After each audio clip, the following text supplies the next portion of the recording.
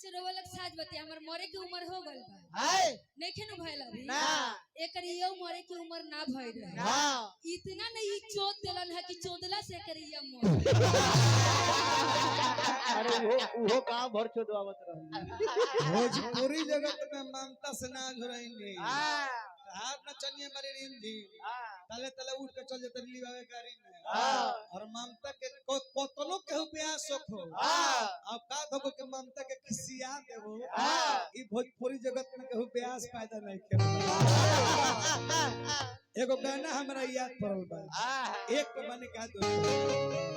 बाबू के कुत्ता कहलन हां काहे कुत्ता कहला हमर बाबू के काहे हमर बाबू से कबो माई के बियाह करो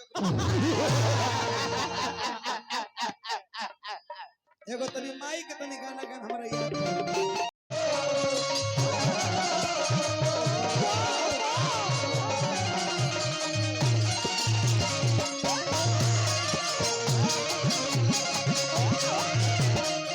जब देखे हमके ना खरा हजार करेले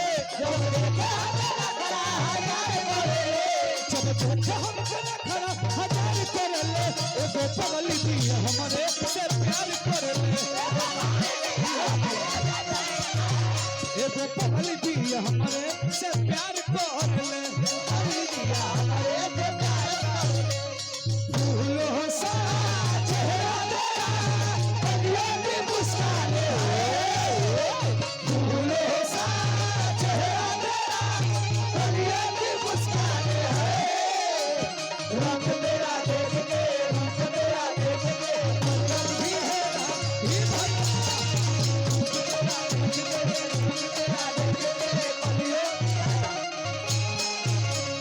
फूलो सा चेहरा तेरा बगिया की मुस्कान है फूलो सा चेहरा तेरा बगिया की मुस्कान है रूप मेरा देख के राजा देख के भी है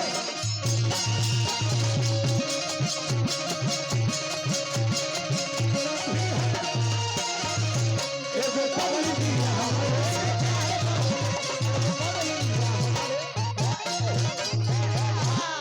अजीत हलचल के जीजा लोग के तरफ से पुरस्कार बा तनी से प्रमोद भैया तनी से साइड होके ना अजीत हलचल के 4 गो पाहुन लोग तनी होनहु से इंतजार करत जैसे सुमित पाहुन हो गइले और रंजन तनकर बहन के खास भतार लागे ए बेजी अजित चल के बहन के इतना पाहुन मिल के चोदी तो गुरुआ तो फाट हेले ममता हेले यही बरान है कि क्या कुछ बोले तलवारे खदारे कुछ बोले तलवारे क्या कुछ बोले तलवारे झगारे कुछ बोले तलवारे अरविंद यादव जी लक्ष्मीपुर सीमान हमारा भीम भैया नलाक भैया के हमारा जीजा बानी उमेश यादव आरजेडी पुरस्कार दिल बानी मतलब मिला के लेकर वो अजीत हजल के पाहुन बानी है पाहुन बनी तो अजीत भीम यादव लक्ष्मीपुर भैया दू तलगा दलन है नाय रहा बाकी अब की अपन भाई भी आ गइल ह यही बात के खुशी बा क्या कुछ बोले तलवारे खदारे कुछ बोले तलवारे झगारे जनम से बेसी प्यार हमसे करे ए भैया घर हूँ सुनते नहीं के देत हमरा के हेने आवो घर हूँ हमरा के सुनते नहीं के दे आई लव यू के मैसेज बर्बाद करेले आई लव यू के मैसेज बर्बाद करेले एगो पगली दी हमरे से प्यार करेले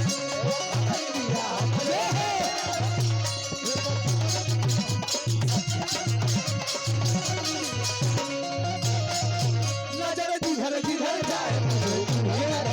नजर जिधर जिधर जाए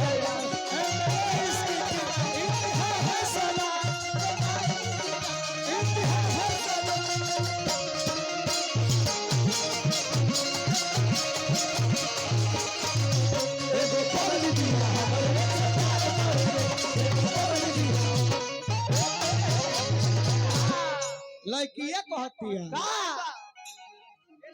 अजीत हजल के फिर पाहुन रंजन यादव के माध्यम से पुरस्कार बा हे भैया अजीत हजल के पाहुन रंजन यादव ये है बहुत बरियार और उसका दूसरा का पाहुन जिसका नाम है अनुरुद्ध आशिक वो है बहुत ही सुंदर कलाकार तुमरा बहिनिया के बुढ़वा में मुत ना दी ए बबुआ कि तहरा बिना आशिक मरी जाए तहरा बिना आशिक मरी जाए तहरा बिना आशिक मरी जाए तहरा बिना आशिक मरी जाए तोहरा बिना आशिक मरी जाए अजीत हजल जी के पाहुन रंजन यादव के माध्यम से पूर्ण पुरस्कार बा चाहो भीम भैया हमर उनकरा नाम पर पुरस्कार बता हम ए ई मत अच्छा अच्छा रंजन भैया के सलाह हमरा हमार भाई बने रहुआ यहाँ जो रिश्ता कौन अपन ठीक था हमार भाई भीम भैया तहरा बिना आशिक मरी जाए तहरा बिना आशिक मरी जाए मनीष यादव जी नौलाखा भैया का हमारा दोस्त बने फौजी मेहरबानी पुरस्कार दिल बने फिर हमारा भीम भैया अपना छोट भाई का आशीर्वाद देता नहीं अजीत हजल के बहन के 14 खातिर पैसा दिले है किला भैया एड्स भइल बा त कंडोम किन लिया तारा कोनो बीमारी ना होके के चाहे भाई ओके तो भीम भैया लेकर होके हां उमेश भैया हमरा के पैसा दिला हन भाई भीम में एक दिला हन पैसा अच्छा ये अजीत हजल के गान मारे खातिर भीम यादव पैसा दिला हन किलो अच्छा ठीक तोहरा बिना आशिक मरी जाए तोहरा बिना आशिक मरी जाए तोहरा ही हाथ अपन मंगिया हंस तोहरा ही हाथ अपन मंगिया राजा